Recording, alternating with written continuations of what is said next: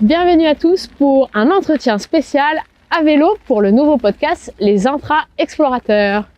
Aujourd'hui, j'ai le plaisir d'être avec Joss.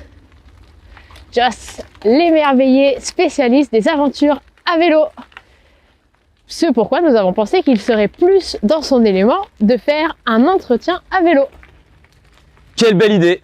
Bonjour Léa! Voilà, je suis prêt à... Oula, j'ai failli trébucher. Je suis prêt à t'écouter pour tes questions sur la bicyclette, bien concentré. Allez, alors c'est parti. Joss, toi qui fais tes aventures en itinérance, c'est quoi être chez toi? Alors, être chez moi, c'est une bonne question. Et c'est vrai que dans mon cas de figure, c'est pas forcément évident. Parce que c'est vrai que, comme tu sais, j'ai grandi à côté d'Orléans. Et donc, c'est dans la maison de famille de mes parents où j'ai encore toutes mes affaires.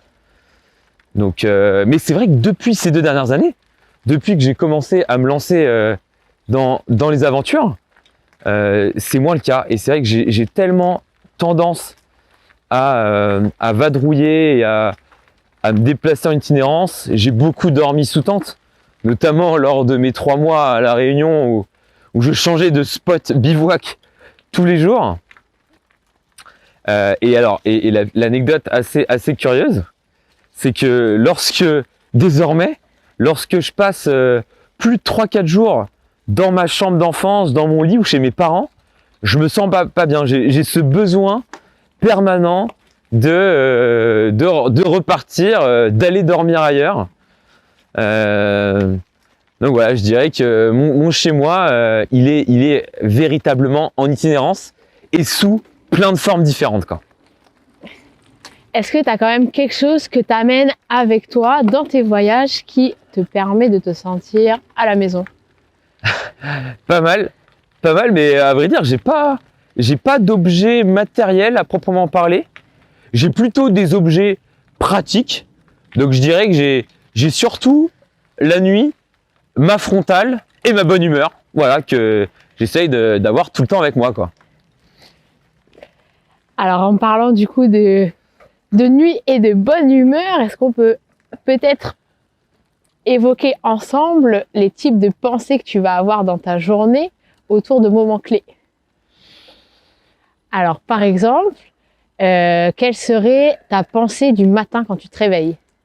Alors, ma pensée du matin, quand je me réveille sous ma tente, par exemple, Ouais. eh ben, je vais espérer qu'elle soit pas trop mouillée pour pouvoir la remballer, parce que une tente mouillée à remballer, c'est jamais drôle. Donc, je pense que ça va être une de mes premières pensées. La pensée vers midi. La pensée vers midi, généralement, j'aime bien faire le plus gros de l'effort physique le matin.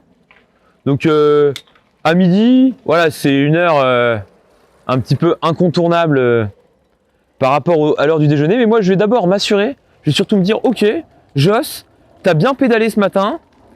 Et là, quel genre de petite gourmandise je vais trouver sur mon chemin? Pour souvent une bonne boulangerie. Quel genre de boulangerie je vais braquer? Et voilà, ouais, souvent forcément lié à le parcours. Ça fait une pensée compliquée quand même, hein. Je suis en train de me rendre compte, hein. Alors après, la pensée de fin d'après-midi. Je suis éclaté, j'ai mal aux jambes. Qu'est-ce que c'est beau, les fins de journée, mais en même temps, physiquement, je suis lessivé.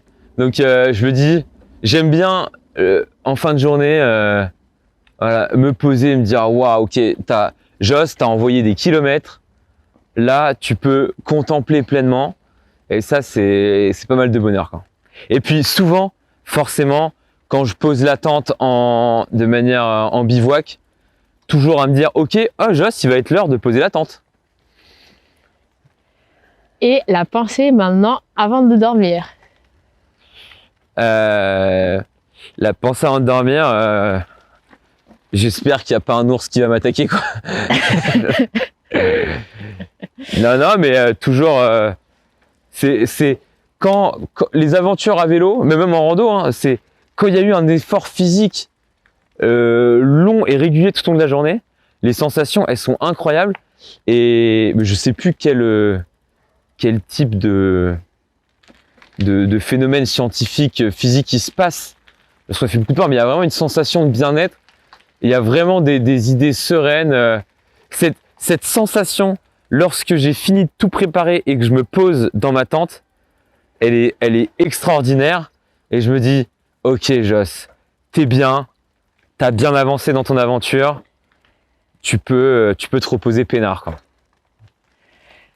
Merci Joss pour nous avoir dévoilé quelques backstage de tes aventures à vélo. Et puis, on a hâte de te retrouver du coup sur ton aventure, donc Paris-Bangkok en septembre 2024. Le dimanche 1er septembre 2024, au pied de la Tour Eiffel.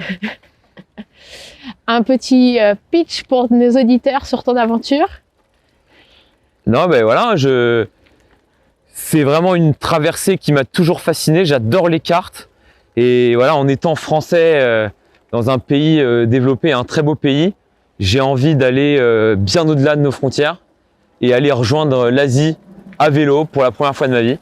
Et ça, ce sera sans aucun doute l'aventure de ma vie. Donc n'hésitez pas à suivre le compte Joss et Merveille et de suivre toute la préparation que j'essaye de partager pointilleusement. Et puis le début de l'aventure qui arrive plus vite qu'on ne le pense.